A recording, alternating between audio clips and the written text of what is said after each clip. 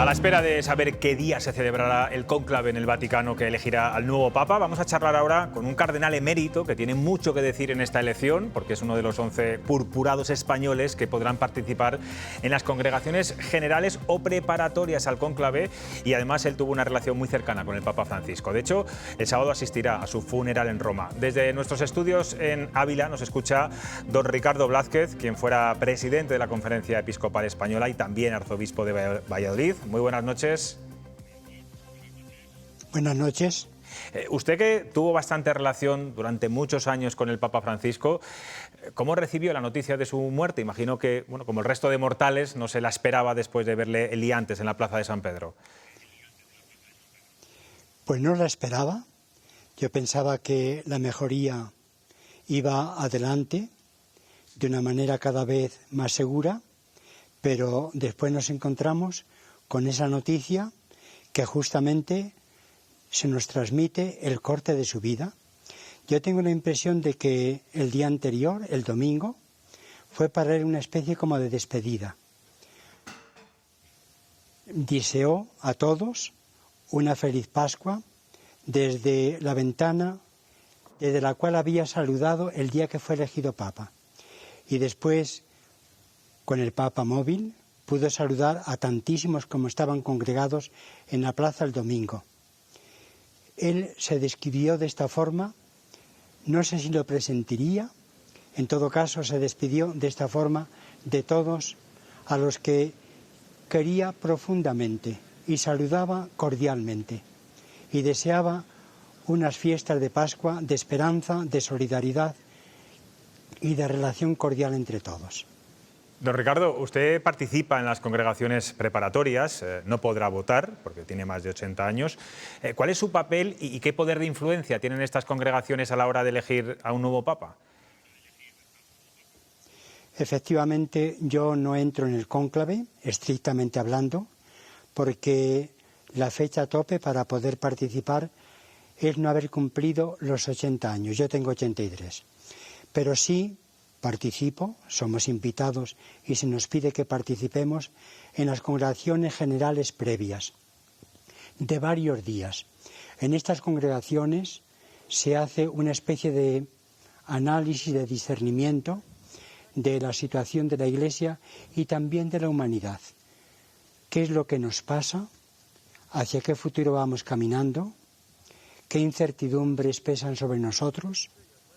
¿Qué deseamos que sea la Iglesia para este periodo concreto que se abre ahora?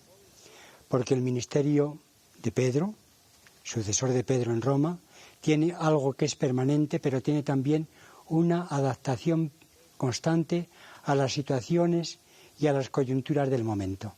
Y de esto se trata. Son varios días, tenemos un tiempo determinado para intervenir los que queramos. Yo sí voy a intervenir, ya incluso tengo preparada la intervención.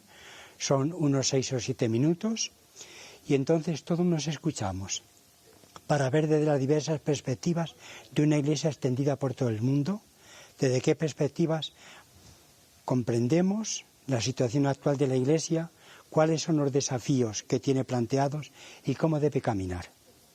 ¿Y qué va a decir en esos 6-7 minutos? Claro, lo voy a decir allí, no lo voy a anticipar aquí ahora. Me lo imaginaba. Usted sí que ha dicho que tiene sus propias hipótesis sobre los candidatos a la elección del futuro Papa. ¿Espera que haya continuidad y que los valores reformistas, de cercanía a la gente y de diálogo con todos, los mantenga el sustituto de Francisco? ¿O quizá es bueno para la Iglesia un perfil completamente diferente, vamos a decir, más conservador? Mire, yo creo que hay muchas causas mayores que forman parte de la misión de la Iglesia que el Papa Francisco o ha iniciado o ha prolongado porque ya venían de antes y que si Dios quiere se continuará. Pienso en dos momentos que para mí fueron estelares escuchando sendos discursos del Papa. Uno fue cuando celebramos los 50 años de la institución del Sínodo de los Obispos. Tuvo un discurso sobre la comunión eclesial que ya apuntaba justamente a la sinodalidad. Cuando después, a lo largo del tiempo, he visto cómo han transcurrido las cosas, dice, aquel fue un discurso que abrió camino. Yo estoy convencido de que esta causa de la sinodalidad debe continuar y continuará. Y también otra cuestión, me produjo impacto el escucharlo en una reunión que había convocado a presidentes de conferencias episcopales para tratar la cuestión tan dolorosa del abuso de menores en su conciencia, en su confianza, en el abuso sexual, y tuvo también una intervención, a mí me parece, lucidísima. Fue como el punto de referencia para nosotros de lo que ya se venía en parte haciendo y evidentemente después se ha ido haciendo. Es un abuso enorme de las personas que a veces confían en la Iglesia y se sienten hondamente frustradas, que les deja una huella a veces perdurable, con muchos sufrimientos. Yo creo que estas dos causas ciertamente continuarán y la cercanía de la Iglesia a la humanidad debe darse. El Papa ha insistido muchas veces, una Iglesia en salida. E Iglesia en salida significa al mismo tiempo una Iglesia misionera. Jesús mismo dijo en el Evangelio, a punto de terminar su existencia concreta, dijo, he salido del Padre, he venido al mundo y vuelvo al Padre. He salido. Esto significa la dimensión misionera de la Iglesia. Pero también salir significa no encerrarnos en nosotros mismos, escuchar las expectativas de la humanidad, ver qué gritos también desde los pobres y los más sufrientes y dolientes se levantan hasta la Iglesia. Estar con los oídos muy abiertos, los oídos también del corazón. En este sentido, Sí, don Ricardo, decía, hablaba usted de esa reunión Iglesia, con todos los episcopados del mundo para hablar de los abusos sexuales en el seno de la Iglesia. Usted llegó a decir, tengo aquí un titular, después de escucharle, dijo, el silencio fue un arma terrible de humillación a las víctimas. Claro, el Papa Francisco fue un valiente en este sentido, marcó un antes y un después y sobre todo quiso también proteger a tantas y tantas víctimas, ¿no? Sí, yo creo que en relación con esta cuestión de el ser conscientes y afrontar el desafío, la Iglesia y la sociedad en general, todos hemos llegado seguramente un poco tarde, quizá demasiado tarde, y en ocasiones el silencio en las familias, entre los educadores, en las parroquias, el silencio se ha impuesto como una especie de humillación sobre las personas que habían padecido esa humillación, digamos, que los había herido profundamente. Y en este sentido, el Papa Francisco fue un impulsor decidido y determinante para afrontar esta cuestión. Ya antes había afrontado en un Viernes Santo, en el Via Crucis junto al Coliseo de Roma, antes de ser Papa, Benedicto XVI, cuando habló de que en la Iglesia había mucha porquería. Sporticia en italiano dijo, y justamente él se refería también a esta cuestión. Esta cuestión debemos continuar con ella en todos los ámbitos, porque estos problemas se dan también en la Iglesia y nosotros tenemos una obligación particular de cuidar a los niños en su educación en el ámbito de la fe, pero también en las familias, también en el campo educativo y deportivo, en general. Cuando se han hecho los estudios de los porcentajes de estos abusos, es muy luminoso el que no dejemos ningún ámbito al margen de afrontarlo para que sean respetados en su camino de maduración humana los menores. Don Ricardo, el Papa Francisco le nombró a usted cardenal hace 10 años, le encargó cuando Bergoglio era arzobispo de Buenos Aires que dirigiera los ejercicios espirituales de la conferencia episcopal que usted presidía. ¿Siente o siempre fue de alguna forma tan rompedor o liberal como se ha tratado de hacer ver? ¿A usted le molestan estas etiquetas ideológicas dentro de la Iglesia tan usadas estos días, conservadores, progresistas? Pues mire, yo creo que se dicen demasiadas cosas en estas coyunturas. Hay que ver despacio qué afirmación es la que se sostiene con los hechos y qué afirmaciones son, digamos, determinaciones de cara al futuro, su opinión personal, a veces muy ideologizada. En todo caso, mi relación con el Papa Francisco, primero escuchamos, nos presidió, nos dirigió los ejercicios espirituales a la Conferencia Episcopal Española. Yo era entonces presidente de la conferencia y era secretario el auxiliar de Madrid, Juan Antonio Martínez Camino. Después tuve una convivencia larga de varias semanas en Aparecida, en Brasil, en la tercera conferencia del Episcopado Latinoamericano. El presidente de la Conferencia Episcopal es miembro también de estas conferencias. También era entonces, y lo es, el presidente de la Conferencia Episcopal Portuguesa. Y entonces tuvimos la oportunidad de encontrarnos en muchos momentos. El cardenal Bergoglio, de Buenos Aires, presidía la comisión de redacción de los documentos. Y tengo que reconocer que a mí me llamó la atención por lo bien que lo iban haciendo y por la fidelidad y el respeto con que reproducían lo que se iba diciendo o en los grupos o en el plenario. Ahí me llamó la atención y después hemos tenido otras oportunidades. Ya evidentemente, después de ser nombrado cardenal, yo agradezco en esta oportunidad la confianza que deposita en mí. Para mí fue una sorpresa, yo en absoluto pensaba algo por el estilo, y después de haber participado en una celebración de la Eucaristía en una residencia de ancianos el día 4 de enero, al salir de allí, vengo para casa, para donde yo vivo en Valladolid, conecto las noticias a la 1 y me encuentro con esto, porque el Papa Francisco, que el Señor le dé el eterno descanso, el Papa Francisco no avisaba previamente, antes solían avisar a través de las nunciaturas con un par de días de anticipación. Esto era una sorpresa, para mí fue una sorpresa enorme, yo le agradezco cordialmente, he deseado colaborar con él, yo me alegro mucho de algunas misiones que me ha encomendado haberlas podido llevar a cabo y lógicamente pues siento su ausencia y pido al Señor que le premie sus trabajos que han sido tantos. Alguien que conoce muy bien su relación con el Papa me decía hoy que el Papa Francisco a usted le respetaba muchísimo y a usted también le costó que el Papa aceptara su renuncia como arzobispo de Valladolid. De hecho, se alargó bastante su mandato, finalmente lo hizo y ahora vive en la residencia sacerdotal de Ávila. De hecho, es curioso porque ha vuelto a convivir con sus compañeros de seminario de hace ya muchos años. Don Ricardo, me dicen que usted ahora vive de forma muy sencilla, muy austera, algo que se asemeja también, bueno, pues a esa forma de entender la Iglesia del Papa Francisco, sin lujos ni boatos. ¿Cómo es su vida ahora? ¿Qué hace? Pues es verdad que yo estoy convencido que la sencillez tiene una dignidad extraordinaria. A veces cuando nos cubrimos de oropeles y de no poltronas y no sé cuántas cosas, quizá a lo mejor estamos ocultando lo que realmente no hay. En todo caso, yo vivo ahora, la mayor parte de los que convivimos en la Casa Sacerdotal de Ávila, San Millán se llama, vivo con los que coincidimos en el seminario hace 50 o 55 años.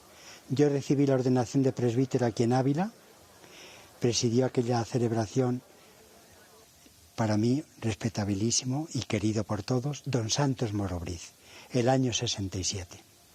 Después he ido recorriendo por diversos lugares, estuve en Salamanca, 14 años, en Santiago de Compostela 4, en Palencia 3, en Bilbao estuve 15 años, en Valladolid 12 y ahora estoy en la última etapa de la vida, conviviendo con estos y será lo larga que el Señor quiera. Yo hasta ahora puedo continuar trabajando y estoy. Yo creo que no es bueno para nadie el cruzarnos de brazos y pasar un día y otro día aburridos, esperando sin esperar nada. Entonces yo me siento bien aquí en Ávila, he vuelto a mi tierra, también el arzobispo de Valladolid, de esta forma que quedan cerca las dos ciudades, tiene la libertad absoluta, como ya sé que la tiene, pero en todo caso yo estoy desde aquí, me ofrezco para colaborar con él, él me pide algunas cosas, mientras que yo pueda estoy a disposición de todos. Don Ricardo, por cierto, estamos viendo imágenes en directo de la Basílica de San Pedro, donde miles de fieles, de creyentes, están pasando a decir su último adiós al Papa Francisco. Tengo aquí a 3 contertulios que también le quieren hacer una pregunta a cada uno. Susana Hijado, de Antena 3. Buenas noches, don Ricardo. A mí me gustaría Buenas noches. Me gustaría saber si recuerda, bueno, me imagino que sí, cuál fue la última conversación que usted tuvo con el Papa Francisco y con qué se va a quedar de esa última conversación. Yo creo que la última conversación que tuvimos fue, yo creo que en la última visita al Límina, pero no estoy seguro.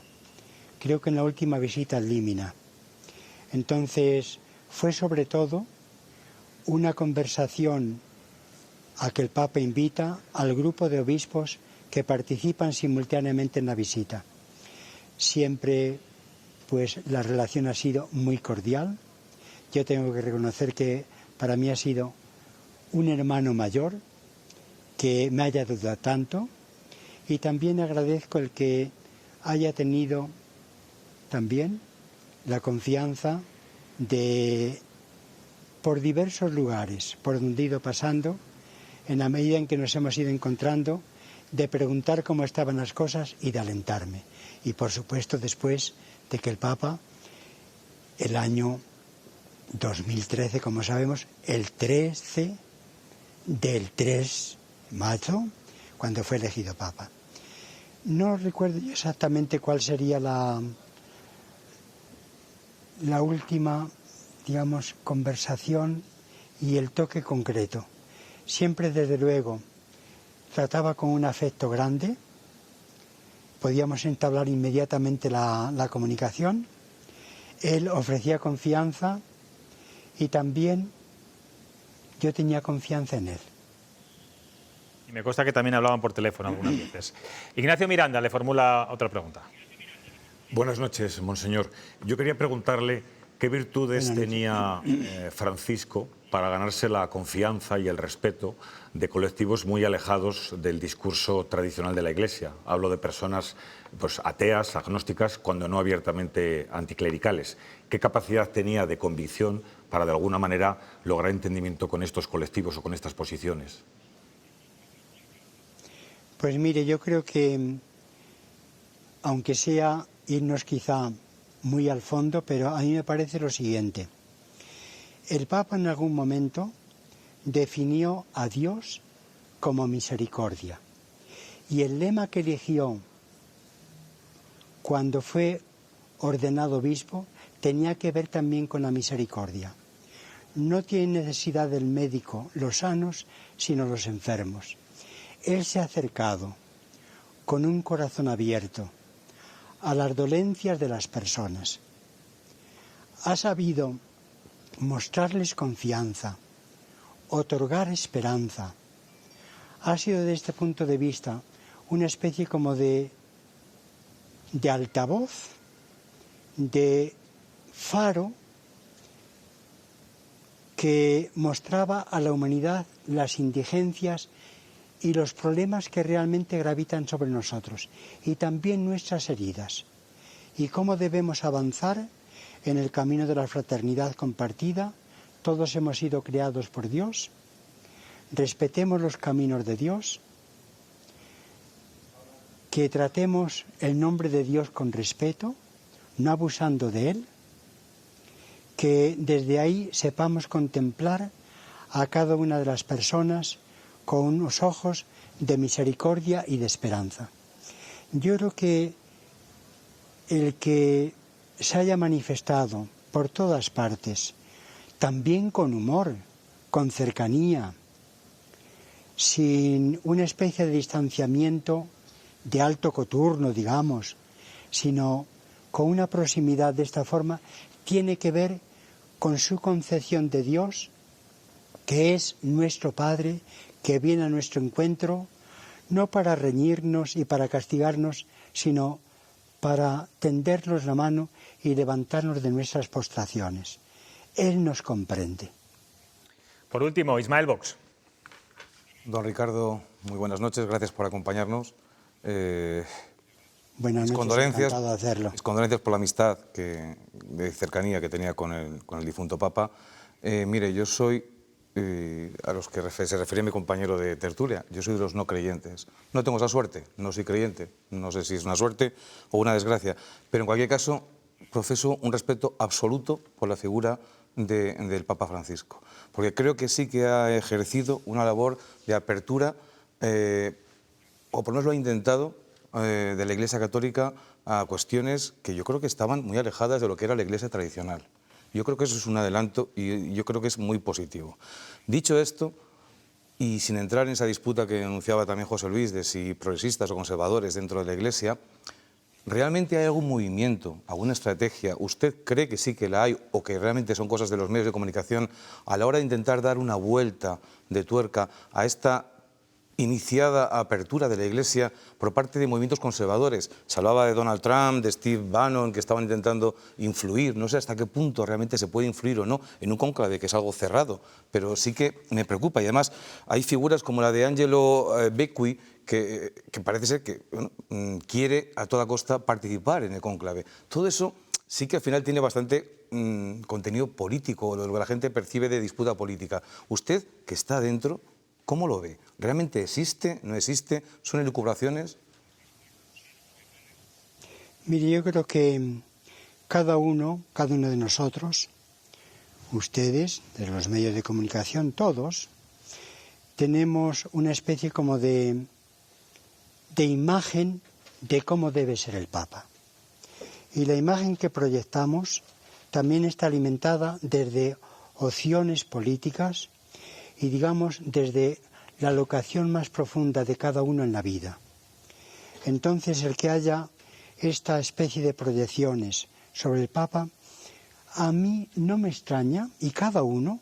Otra cuestión es el que haya, digamos, una especie como de organización, y no digamos internacional, que querría que el Papa fuera de tales características. Yo eso no lo conozco, no lo sé, pero el que emitamos nuestras proyecciones se comprende por parte de todos. Yo tengo la seguridad de que los que tienen que poner la papeleta para elegir cuál va a ser el sucesor ahora del Papa Francisco son responsables ante Dios, ante la Iglesia y ante la humanidad. No lo hacen simplemente por una especie de afán de poder, sino que lo hacen con el discernimiento mayor que puedan y que tengan, buscando los caminos del Evangelio en nuestro mundo, y así depositarán uno y otro el voto. Seguramente, escuchándose mutuamente, les ayudará a percibir tanto las necesidades que la Iglesia y la humanidad tiene hoy, como también qué persona, con qué características, qué itinerario personal sería la adecuada en este momento. Pero yo no lo conozco, que haya una especie como de contubernio de derechas o de izquierdas o de arriba o de abajo en relación con el modelo del Papa, aunque cada uno proyectamos evidentemente nuestras propias expectativas. Pues don Ricardo Blázquez, mañana emprende un viaje difícil para despedir, como usted le ha calificado antes, a su hermano mayor, al Papa Francisco. Bueno, que tenga mucha suerte también en esas congregaciones previas, que acierten con el mejor Papa, y muchas gracias por atender hoy aquí a Cuestión de Prioridades, y me alegro sobremanera de verle tan bien. Muchas gracias, yo saludo a todos los televidentes, me alegro mucho y muchas gracias por la invitación. Gracias a usted, como siempre.